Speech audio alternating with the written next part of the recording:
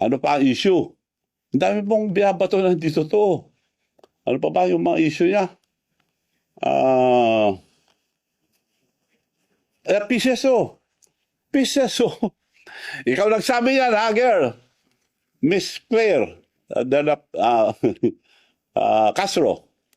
Ikaw nagsabi, ano ba meron dyan? Bakit yun ang gusto mo? Bakit yan? Direktor. Bakit pinagpipilit mo direktor? Hindi ko po pinagpipilit. In-offer yan dahil ang sinabi sa akin ni First Lady noon, ikaw nagsabi si First Lady noon, there must be something for Manong Chavit ang laki na tulong. PCSO o PAGCOR. Kinongratulate pa ko yung mga kaibigan niyang babae sa mga tarkada niya sa Bacolod. Manong, congratulations, binigay na pala sa yung PAGCOR. Oh, mabuti naman para ibigay ko sa mga mayors ako para ang dami tumulong kasi. Hindi rin binigay. Siba, okay lang, nagtabo ba ko? Antay, mag-antay pa rin ako. Antay. O kung hindi, PAGCOR, PCSO, wala rin. O, ito na. Nagtambo ba ako? Hindi. Antay pa rin ako. Pinag-antay ako, antay pa rin.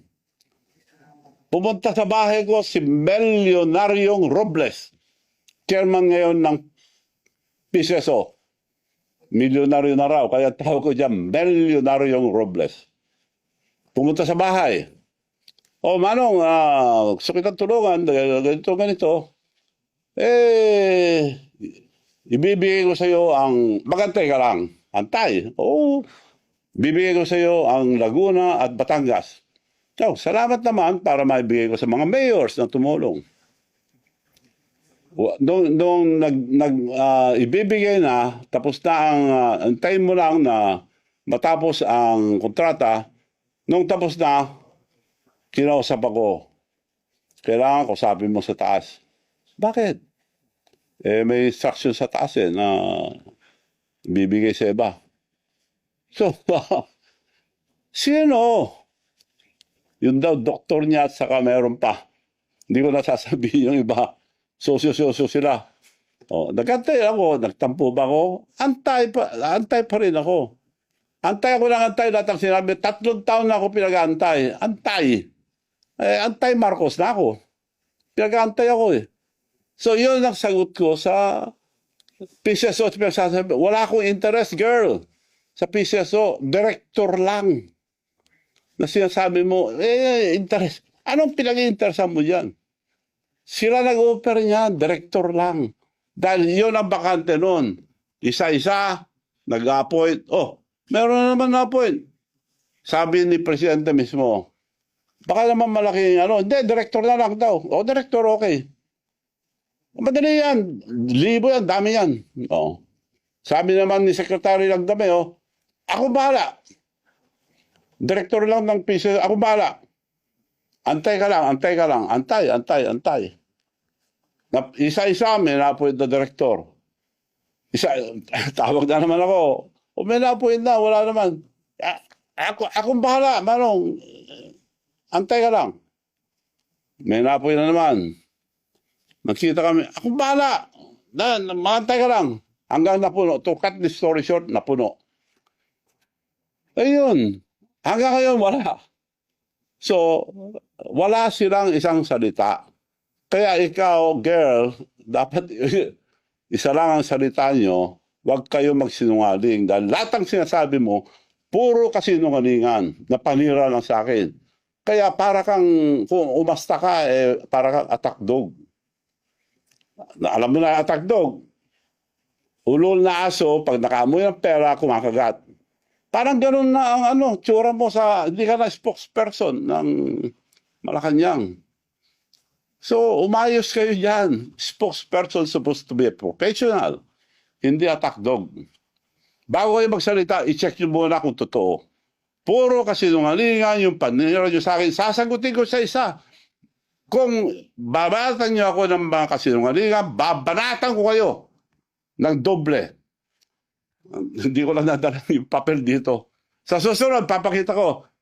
Senator pa lang ang presidente. May kaso na. Yun na pulis. Dinemanda na siya. Nakademanda siya. Pakuha mo nga yun. Hindi ko na nadala. Yun ang on record. Ako, binabato nyo, puro haka-haka, puro sali-salita na hindi totoo. Ito, pag nagsabi ako, totoo. Sinong may kaso? Nademanda si Senator Bongbong Marcos. Panahon ni Napoles, kasama siya ron. Sabi ko to, hindi ko sinasabi to dahil lang sa kasinungalingan mo, sasabihin ko lang to. Sige, magsinungaling pa kayo. Eto. Oh. Bongbong Marcos sued for plunder over pork barrel scam. Ayan ang nakarecord. Madam Spokesperson. Ito. Girl, tingnan mo ito, girl. Ito. Bongbong Marcos sued for plunder. Plunder filed versus Bongbong Marcos over 205 pork barrel scam. Yan ang record. Hindi ko na sana ilalabas to, pero girl, ikaw nag-umpisa, tatapusin ko. Pagsalita kayo, yung totoo. Ako, sasagutin ko kayo, puro totoo ilalabas ko.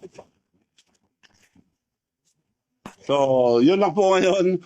Marami pa kayong maririnig. Antayin natin yung mga tagdog. Puro kasinungalingan. Ulitin ko po, kung may katotohanan, yung mga sinasabi nyo sa akin, magpapakulong ako. Hindi ako kagaya yun, nagsisinungaling. So kontento ka na, girl, na wala akong interest sa PCSO, sila na nga ako.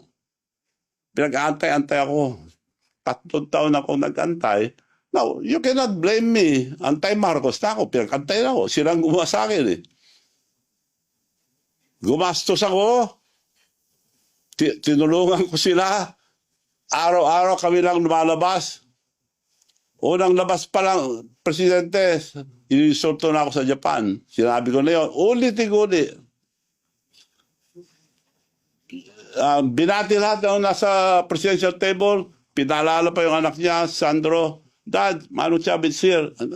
Hindi ako pinansin. Bastos yun, pero hindi ako nagtampo. Kinausap ko pa rin sila.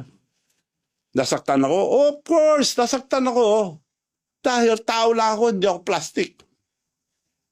So, girls, tandaan mo ito. Dahil nakasama ka na sa nag-aatake sa akin, sasagutin kita maski sa anong sabihin mo. Pero magpakatotoo kayo. Marami ako ilalabas. Totoo lang lahat. Maraming salamat po at sa susunod, magkita-kita po ulit tayo.